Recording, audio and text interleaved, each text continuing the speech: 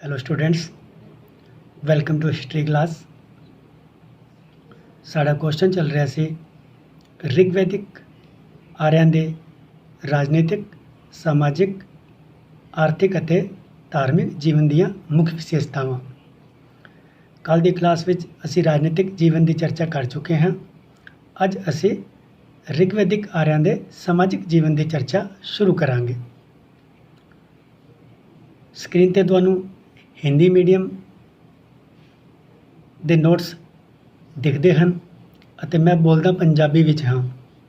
ਇਸ ਦਾ ਕਾਰਨ ਇਹ ਹੈ ਕਿ ਫਸਟ ਈਅਰ ਦੇ ਵਿੱਚ ਕੁਝ ਸਟੂਡੈਂਟਸ ਹਿੰਦੀ ਮੀਡੀਅਮ ਦੇ ਹਨ ਅਤੇ ਕੁਝ ਸਟੂਡੈਂਟਸ ਪੰਜਾਬੀ ਮੀਡੀਅਮ ਦੇ ਹਨ ਤੇ ਇੱਕੋ ਕਲਾਸ ਨਾਲ ਹੀ ਦੋਨੋਂ ਕਵਰ ਹੋ ਜਾਂਦੇ ਹਨ। ਸ਼ੁਰੂ ਕਰਦਾ ਹਾਂ। ਸਮਾਜਿਕ ਜੀਵਨ, ਇਸ ਨੂੰ ਅੱਗੇ ਕਈ ਛੋਟੇ ਪੁਆਇੰਟਾਂ ਵਿੱਚ ਵੰਡ ਕੇ ਅਸੀਂ ਦੇਖਾਂਗੇ। ਪਹਿਲਾ ਹੈ ਫੈਮਿਲੀ ਯਾਨੀ ਪਰਿਵਾਰ। ऋग्वैदिक ਆਰਿਆਂ ਦੇ ਸਮਾਜ ਦਾ ਮੂਲ ਆਧਾਰ ਪਰਿਵਾਰ ਸੀ।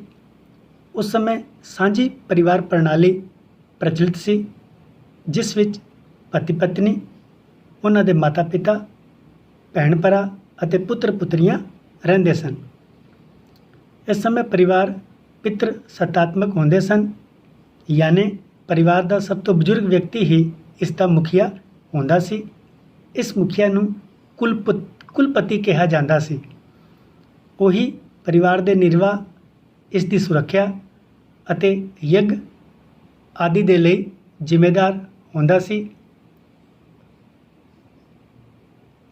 ਉਹੀ ਸੰਪत्ति ਦਾ ਉੱਤਰਾਧਿਕਾਰੀ ਵੀ ਸੀ। ਸੰਖੇਪ ਵਿੱਚ ਉਹ ਆਪਣੇ ਪੂਰੇ ਪਰਿਵਾਰ ਦਾ ਮਾਰਗ ਨਿਰਦੇਸ਼ਨ ਵੀ ਕਰਦਾ ਸੀ। ਪਰਿਵਾਰ ਦੇ ਸਾਰੇ ਮੈਂਬਰ ਉਸ ਦੇ ਆਦੇਸ਼ਾਂ ਦਾ ਪਾਲਣ ਕਰਦੇ ਸਨ। ਕੁਲਪਤੀ ਜਾਂ ਗ੍ਰਹਿਪਤੀ ਦੀ ਆਗਿਆ ਦਾ ਉਲੰਘਣ ਕਰਨ 'ਤੇ ਉਹ ਪਰਿਵਾਰ ਦੇ ਕਿਸੇ ਵੀ ਮੈਂਬਰ ਨੂੰ ਸਜ਼ਾ ਦੇ ਸਕਦਾ ਸੀ। ਪਰਿਵਾਰ ਵਿੱਚ ਪੁੱਤਰ ਦਾ ਹੋਣਾ ਜ਼ਰੂਰੀ ਅਤੇ ਸ਼ੁਭ ਮੰਨਿਆ ਜਾਂਦਾ ਸੀ। ਉਸ ਸਮੇਂ ਪੁੱਤਰ ਨੂੰ ਗੋਦ ਲੈਣ ਦੀ ਪ੍ਰਥਾ ਵੀ ਪ੍ਰਚਲਿਤ ਸੀ। ਅਗਲਾ ਪੁਆਇੰਟ ਹੈ ਇਸਤਰੀਆਂ ਦੀ ਸਥਿਤੀ। ऋग्वैदिक ਕਾਲ ਵਿੱਚ ਇਸਤਰੀਆਂ ਦਾ ਬਹੁਤ ਸਨਮਾਨ ਕੀਤਾ ਜਾਂਦਾ ਸੀ। ਉਹਨਾਂ ਨੂੰ ਪੁਰਸ਼ਾਂ ਦੇ ਸਮਾਨ ਅਧਿਕਾਰ ਪ੍ਰਾਪਤ ਸਨ। ਕੁੜੀਆਂ ਨੂੰ ਉਸ ਸਮੇਂ ਉਹਨਾਂ ਸਾਰੇ ਕਾਰਜਾਂ ਵਿੱਚ ਕੁਸ਼ਲ ਕੀਤਾ ਜਾਂਦਾ ਸੀ ਜਿਸ ਦੀ ਉਸ ਨੂੰ ਗ੍ਰਸਤ ਜੀਵਨ ਵਿੱਚ ਲੋੜ ਹੁੰਦੀ ਸੀ। ਘਰ ਦੇ ਕਾਰਜਾਂ ਤੋਂ ਇਲਾਵਾ ਉਹਨਾਂ ਨੂੰ ਲਲਿਤ ਕਲਾਵਾਂ ਵਿੱਚ ਵੀ ਸਿੱਖਿਆ ਦਿੱਤੀ ਜਾਂਦੀ ਸੀ। ਅਪਾਲਾ, ਘੋਸਾ, ਵਿਸ਼ਵਵਰਾ, ਮ੍ਰਿਦਗਾਲਿਨੀ ਅਤੇ ਲੋਪਾਮੁਦਰਾ ਆਦਿ ਇਸਤਰੀਆਂ ਨੇ ਰਿਗਵੇਦ ਵਿੱਚ ਅਨੇਕ ਮੰਤਰ ਲਿਖੇ ਸਨ। ਇਹ ਛੋਟਾ ਕੁਐਸਚਨ ਬਹੁਤ ਇੰਪੋਰਟੈਂਟ ਹੈ। ਇਸ ਵਾਰ ਸ਼ਾਇਦ ਪੁੱਛਿਆ ਜਾ ਸਕਦਾ ਹੈ। ਇਸਤਰੀਆਂ ਨਾਚ ਗਾਣਾ, ਸਮਾਰੋਹ ਅਤੇ ਤਿਉਹਾਰਾਂ ਆਦਿ ਵਿੱਚ ਵੱਧ ਚੜ੍ਹ ਕੇ ਭਾਗ ਲੈਂਦੀਆਂ ਸਨ। ਉਹਨਾਂ ਦੀ ਮੌਜੂਦਗੀ ਤੋਂ ਬਿਨਾਂ ਕੋਈ ਵੀ ਧਾਰਮਿਕ ਕਾਰਜ ਪੂਰਾ ਨਹੀਂ ਸਮਝਿਆ ਜਾਂਦਾ ਸੀ। ਇਸ ਲਈ ਉਸ ਸਮੇਂ ਇਸਤਰੀਆਂ ਨੂੰ ਗ੍ਰਹਿ ਸਵਾਮਿਨੀ, ਅਰਧਾਂਗਨੀ ਅਤੇ ਸਹਿ ਧਰਮਿਣੀ ਕਿਹਾ ਜਾਂਦਾ ਸੀ। ऋग्वैद ਕਾਲ ਵਿੱਚ ਵਿਆਹ ਇੱਕ ਪਵਿੱਤਰ ਸੰਸਕਾਰ ਮੰਨਿਆ ਜਾਂਦਾ ਸੀ। ਕੰਨਿਆਵਾਂ ਦਾ ਵਿਆਹ ਯੁਵਾ ਅਵਸਥਾ ਪ੍ਰਾਪਤ ਹੋ ਜਾਣ 'ਤੇ ਹੀ ਕੀਤਾ ਜਾਂਦਾ ਸੀ। ਉਹਨਾਂ ਨੂੰ ਵਿਆਹ ਦੇ ਸੰਬੰਧ ਵਿੱਚ ਪੂਰੀ ਸੁਤੰਤਰਤਾ ਪ੍ਰਾਪਤ ਸੀ। ਉਹ ਆਪਣੀ ਇੱਛਾ ਨਾਲ ਆਪਣਾ ਪਤੀ ਚੁਣ ਸਕਦੀਆਂ ਸਨ। ਦੁਲਹਨ ਦਾ ਪਤੀ ਦੇ ਘਰ ਵਿੱਚ ਪੂਰਾ ਸਨਮਾਨ ਕੀਤਾ ਜਾਂਦਾ ਸੀ। ਸਮਾਜ ਵਿੱਚ ਆਮ ਤੌਰ 'ਤੇ ਇੱਕ ਵਿਆਹ ਦੀ ਪ੍ਰਥਾ ਪ੍ਰਚਲਿਤ ਸੀ, ਪਰੰਤੂ ਉੱਚ ਵਰਗ ਦੇ ਲੋਕ ਇੱਕ ਤੋਂ ਜ਼ਿਆਦਾ ਵਿਆਹ ਵੀ ਕਰਦੇ ਸਨ। ਵਿਧਵਾ ਦੇ ਪੁਨਰ ਵਿਵਾਹ ਦੀ ਪ੍ਰਥਾ ਵੀ ਪ੍ਰਚਲਿਤ ਸੀ। ਸੰਤਾਨਹੀਨ ਹੋਣ 'ਤੇ ਵਿਧਵਾ ਆਪਣੇ ਦੇਵਰ ਨਾਲ ਵਿਆਹ ਕਰਕੇ ਸੰਤਾਨ ਨੂੰ ਜਨਮ ਦੇ ਸਕਦੀ ਸੀ। ਇਸ ਨੂੰ ਨਿਯੋਗ ਪ੍ਰਥਾ ਕਿਹਾ ਜਾਂਦਾ ਸੀ। ਉਸ ਸਮੇਂ ਦਹੇਜ ਪ੍ਰਥਾ ਪ੍ਰਚਲਿਤ ਨਹੀਂ ਸੀ। ਵਿਆਹ ਦੇ ਮੌਕੇ 'ਤੇ ਉਸ ਸਮੇਂ ਵੀ ਅੱਜ ਦੀ ਤਰ੍ਹਾਂ ਹੀ ਉਤਸਵ ਜਾਂ ਪਾਰਟੀਆਂ ਕੀਤੀਆਂ ਜਾਂਦੀਆਂ ਸਨ। ਅਗਲਾ ਪੁਆਇੰਟ ਹੈ ਜਾਤੀ ਪ੍ਰਥਾ। ਰਿਗਵੈਦਿਕ ਕਾਲ ਵਿੱਚ ਜਾਤੀ ਪ੍ਰਥਾ ਮੌਜੂਦ ਸੀ ਜਾਂ ਨਹੀਂ, ਇਸ ਸੰਬੰਧ ਵਿੱਚ ਇਤਿਹਾਸਕਾਰਾਂ ਵਿੱਚ ਬੜੇ ਮਤਭੇਦ ਹਨ। ਕੁਝ ਇਤਿਹਾਸਕਾਰਾਂ ਦੇ ਅਨੁਸਾਰ ਰਿਗਵੈਦਿਕ ਕਾਲ ਵਿੱਚ ਜਾਤੀ ਪ੍ਰਥਾ ਪ੍ਰਚਲਿਤ ਸੀ। ਇਸ ਸੰਬੰਧ ਵਿੱਚ ਉਹ ਰਿਗ ਵੇਦ ਦੇ 10ਵੇਂ ਮੰਡਲ ਵਿੱਚ ਦਿੱਤੇ ਗਏ ਪੁਰਸ਼ ਸੂਕਤ ਦਾ ਉਲੇਖ ਕਰਦੇ ਹਨ। ਇਹ ਕੁਐਸਚਨ ਵੀ ਛੋਟਾ ਬਹੁਤ ਇੰਪੋਰਟੈਂਟ ਹੈ, ਕਈ ਵਾਰ ਪ੍ਰੀਖਿਆ ਵਿੱਚ ਪੁੱਛਿਆ ਜਾਂਦਾ ਹੈ। ਇਸ ਦੇ ਅਨੁਸਾਰ ਬ੍ਰਹਮਾ ਦੇ ਮੂੰਹ ਤੋਂ ਬ੍ਰਾਹਮਣ, ਪੂਜਾਵਾਂ ਤੋਂ ਖੱਤਰੀ,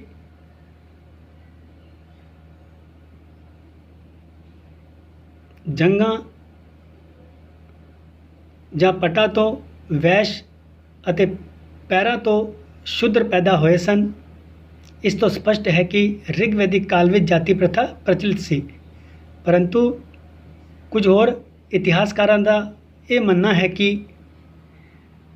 ਰਿਗਵੈਦਿਕ ਕਾਲ ਵਿੱਚ ਜਾਤੀ ਪ੍ਰਥਾ ਪ੍ਰਚਲਿਤ ਨਹੀਂ ਸੀ। ਪੁਰਸ਼ ਸੂਕਤ ਦੇ ਇਲਾਵਾ ਰਿਗਵੇਦ ਵਿੱਚ ਕਿਤੇ ਵੀ ਜਾਤੀ ਪ੍ਰਥਾ ਦਾ ਵਰਣਨ ਨਹੀਂ ਮਿਲਦਾ ਹੈ। ਅਗਲਾ ਪੁਆਇੰਟ ਹੈ ਸਿੱਖਿਆ। ਰਿਗਵੈਦਿਕ ਕਾਲ ਵਿੱਚ ਸਿੱਖਿਆ ਨਿੱਜੀ ਰੂਪ ਨਾਲ ਦਿੱਤੀ ਜਾਂਦੀ ਸੀ। ਵਿਦਿਆਰਥੀ ਸਿੱਖਿਆ ਪ੍ਰਾਪਤੀ ਦੇ ਲਈ ਗੁਰੂਕੁਲਾਂ ਵਿੱਚ ਜਾਂਦੇ ਸਨ। ਉਹ ਗੁਰੂਕੁਲ ਆਮ ਤੌਰ 'ਤੇ ਜੰਗਲਾਂ ਵਿੱਚ ਸਥਿਤ ਹੁੰਦੇ ਸਨ। ਛਾਤਰ ਸਿੱਖਿਆ ਪੂਰੀ ਹੋਣ ਤੱਕ ਗੁਰੂਕੁਲਾਂ ਵਿੱਚ ਹੀ ਰਹਿੰਦੇ ਸਨ। ਉਹ ਆਪਣੇ ਗੁਰੂਆਂ ਦਾ ਬੜਾ ਸਨਮਾਨ ਕਰਦੇ ਸਨ। ਸਿੱਖਿਆ ਦਾ ਮੁੱਖ ਉਦੇਸ਼ ਛਾਤਰਾਂ ਦਾ ਬੌਧਿਕ ਵਿਕਾਸ ਕਰਨਾ, ਉਹਨਾਂ ਦੇ ਚਰਿੱਤਰ ਦਾ ਨਿਰਮਾਣ ਕਰਨਾ ਅਤੇ ਉਹਨਾਂ ਨੂੰ ਆਉਣ ਵਾਲੇ ਜੀਵਨ ਦੇ ਯੋਗ ਬਣਾਉਣਾ ਹੁੰਦਾ ਸੀ। ਸਿੱਖਿਆ ਦਾ ਮੁੱਖ ਵਿਸ਼ਾ ਵੈਦਿਕ ਸਾਹਿਤ ਹੁੰਦਾ ਸੀ। ਇਸ ਤੋਂ ਇਲਾਵਾ ਗਣਿਤ, ਜੋਤਿਸ਼, ਵਿਆਕਰਣ, ਨੈਤਿਕ ਸਿੱਖਿਆ ਅਤੇ ਸੈਨਿਕ ਸਿੱਖਿਆ ਦੇ ਸੰਬੰਧ ਵਿੱਚ ਵੀ ਜਾਣਕਾਰੀ ਦਿੱਤੀ ਜਾਂਦੀ ਸੀ। ਸਿੱਖਿਆ ਪੂਰੀ ਹੋਣ 'ਤੇ ਵਿਦਿਆਰਥੀ ਆਪਣੀ ਸਾਮਰਥ ਦੇ ਅਨੁਸਾਰ ਆਪਣੇ ਗੁਰੂ ਨੂੰ ਦਖਣਾ ਵੀ ਦਿੰਦੇ ਸਨ। ਪਹਿਰਾਵਾ।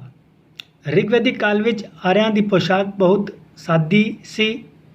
ਉਹ 3 ਤਰ੍ਹਾਂ ਦੇ ਕੱਪੜੇ ਪਾਉਂਦੇ ਸਨ, ਜਿਨ੍ਹਾਂ ਨੂੰ ਨੀਵੀ, ਵਾਸ ਅਤੇ ਅਧਿਵਾਸ ਕਹਿੰਦੇ ਸਨ।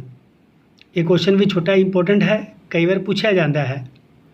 ਨੀਵੀ ਉਹ ਕੱਪੜੇ ਸਨ ਜੋ ਸਰੀਰ ਦੇ ਅੰਦਰ ਪਾਏ ਜਾਂਦੇ ਸਨ। ਵਾਸ ਉਹ ਕੱਪੜੇ ਸਨ ਜੋ ਕਮਰ ਦੇ ਥੱਲੇ ਪਾਏ ਜਾਂਦੇ ਸਨ, ਜਿਵੇਂ ਲੰਗੋਟ ਤੇ ਧੋਤੀ। ਅਧਿਵਾਸ ਉਹ ਕੱਪੜੇ ਸਨ ਜੋ ਕਮਰ ਦੇ ਉੱਪਰ ਦੇ ਹਿੱਸੇ 'ਤੇ ਪਾਏ ਜਾਂਦੇ ਸਨ, ਜਿਵੇਂ ਕਮੀਜ਼ ਆਦਿ। ਇਹ ਕੱਪੜੇ ਸੂਤੀ, ਊਨੀ ਅਤੇ ਰੇਸ਼ਮੀ ਹੁੰਦੇ ਸਨ। ਇਸ ਤੋਂ ਇਲਾਵਾ ਸਾਧੂ ਮ੍ਰਿਗ ਛਾਲ ਜਾਂ ਹਿਰਨਾਂ ਦਾ ਚਮੜਾ ਪਾਉਂਦੇ ਸਨ। ਦੁਲਹਨਾਂ ਅਤੇ ਨਾਚ ਗਾਣਾ ਕਰਨ ਵਾਲੀਆਂ ਦੇ ਕੱਪੜੇ ਵਿਸ਼ੇਸ਼ ਢੰਗ ਨਾਲ ਤਿਆਰ ਕੀਤੇ ਜਾਂਦੇ ਸਨ ਅਤੇ ਇਹਨਾਂ 'ਤੇ ਸੋਹਣੀ ਕਢਾਈ ਵੀ ਕੀਤੀ ਜਾਂਦੀ ਸੀ। ਉਸ ਸਮੇਂ ਦੀ ਇਸਤਰੀਆਂ ਅਨੇਕ ਤਰ੍ਹਾਂ ਨਾਲ ਹਾਰ ਸ਼ਿੰਗਾਰ ਕਰਦੀਆਂ ਸਨ। ਉਹ ਅਨੇਕ ਪ੍ਰਕਾਰ ਨਾਲ ਆਪਣੇ ਵਾਲਾਂ ਨੂੰ ਸੰਵਾਰਦੀਆਂ ਸਨ ਅਤੇ ਖੁਸ਼ਬੂਦਾਰ ਤੇਲ ਦਾ ਪ੍ਰਯੋਗ ਵੀ ਕਰਦੀਆਂ ਸਨ। ਪੁਰਸ਼ ਵੀ ਵੱਡੇ ਵੱਡੇ ਵਾਲ ਰੱਖਦੇ ਸਨ। ਜ਼ਿਆਦਾਤਰ ਪੁਰਸ਼ ਦਾੜੀ ਅਤੇ ਮੁੱਛ ਵੀ ਰੱਖਦੇ ਸਨ। ਉਸ ਸਮੇਂ ਇਸਤਰੀ ਅਤੇ ਪੁਰਸ਼ ਦੋਵੇਂ ਹੀ ਗਹਿਣੇ ਪਾਉਣ ਦੇ ਸ਼ੌਕੀਨ ਸਨ। ਇਹ ਗਹਿਣੇ ਸੋਨੇ, ਚਾਂਦੀ, ਬਹੁਮੁੱਲ ਪੱਥਰਾਂ ਅਤੇ ਹਾਥੀ ਦੰਦ ਦੇ ਬਣੇ ਹੁੰਦੇ ਸਨ। ਇਹਨਾਂ ਗਹਿਣਿਆਂ ਵਿੱਚ ਹਾਰ, ਵਾਲੀਆਂ, ਅੰਗੂਠੀਆਂ, ਕੰਗਨ ਅਤੇ ਪਾਂਜੇਬਾਂ ਸ਼ਾਮਿਲ ਸਨ। ਖਾਣ ਪਾਣ। ਰਿਗਵੈਦਿਕ ਆਰਿਆਂ ਦਾ ਭੋਜਨ ਸਾਦਾ ਸੀ ਅਤੇ ਨਾਲ ਹੀ ਸੰਤੁਲਿਤ ਵੀ ਸੀ। ਉਹ ਕਣਕ, ਜੌਂ, ਚਾਵਲ, ਫਲ ਅਤੇ ਸਬਜ਼ੀਆਂ ਦੀ ਵਰਤੋਂ ਕਰਦੇ ਸਨ। ਉਹਨਾਂ ਦੇ ਜੀਵਨ ਵਿੱਚ ਦੁੱਧ ਦਾ ਵਿਸ਼ੇਸ਼ ਮਹੱਤਵ ਸੀ। ਉਹ ਦੁੱਧ ਅਤੇ ਇਸ ਤੋਂ ਬਣੀ ਵਸਤੂਆਂ ਜਿਵੇਂ ਮੱਖਣ ਤੇ ਘਿਓ ਦਾ ਬਹੁਤ ਪ੍ਰਯੋਗ ਕਰਦੇ ਸਨ। ਆਰਿਆਂ ਦੁਆਰਾ ਵਿਸ਼ੇਸ਼ ਮੌਕਿਆਂ ਤੇ ਅਤੇ ਯੱਗਾਂ ਆਦਿ ਤੇ ਮਾਂਸ ਦਾ ਪ੍ਰਯੋਗ ਵੀ ਕੀਤਾ ਜਾਂਦਾ ਸੀ। ਉਹ ਭੇਡ ਬੱਕਰੀਆਂ ਅਤੇ ਘੋੜੇ ਦੇ ਮਾਂਸ ਦਾ ਪ੍ਰਯੋਗ ਕਰਦੇ ਸਨ। ਆਰਿਆ ਦੋ ਮਾਦਕ ਪਦਾਰਥਾਂ ਯਾਨੀ ਨਸ਼ਾ ਦੇਣ ਵਾਲੇ ਪਦਾਰਥਾਂ ਸੋਮਰਸ ਅਤੇ ਸੁਰਾ ਦਾ ਪ੍ਰਯੋਗ ਕਰਦੇ ਸਨ। ਸੋਮਰਸ ਦਾ ਸੇਵਨ ਬੁਰਾ ਨਹੀਂ ਸਮਝਿਆ ਜਾਂਦਾ ਸੀ। ਇਸ ਨੂੰ ਦੇਵਤਿਆਂ ਨੂੰ ਵੀ ਭੇਂਟ ਕੀਤਾ ਜਾਂਦਾ ਸੀ। ਇਸ ਸੋਮਰਸ ਨੂੰ ਹਿਮਾਲਿਆ ਵਿੱਚ ਸਥਿਤ ਮੁੰਜਾਵਤ ਪਹਾੜੀ ਦੀ ਵਿਸ਼ੇਸ਼ ਜੜੀ ਬੂਟੀ ਤੋਂ ਤਿਆਰ ਕੀਤਾ ਜਾਂਦਾ ਸੀ। ਰਿਗਵੇਦ ਦੇ 9ਵੇਂ ਮੰਡਲ ਵਿੱਚ ਸੋਮਰਸ ਦੀ ਬਹੁਤ ਪ੍ਰਸ਼ੰਸਾ ਕੀਤੀ ਗਈ ਹੈ। ਇਸ ਤੋਂ ਇਲਾਵਾ ਸੁਰਾ ਦਾ ਸੇਵਨ ਨੂੰ ਰਿਗਵੈਦਿਕ ਕਾਲ ਵਿੱਚ ਚੰਗਾ ਨਹੀਂ ਸਮਝਿਆ ਜਾਂਦਾ ਸੀ। ਅਗਲਾ ਪੁਆਇੰਟ ਹੈ ਮਨੋਰੰਜਨ ਦੇ ਸਾਧਨ। ਰਿਗਵੈਦਿਕ ਕਾਲ ਵਿੱਚ ਆਰੀਆ ਲੋਕ ਅਨੇਕ ਤਰੀਕਿਆਂ ਨਾਲ ਆਪਣਾ ਮਨੋਰੰਜਨ ਕਰਦੇ ਸਨ।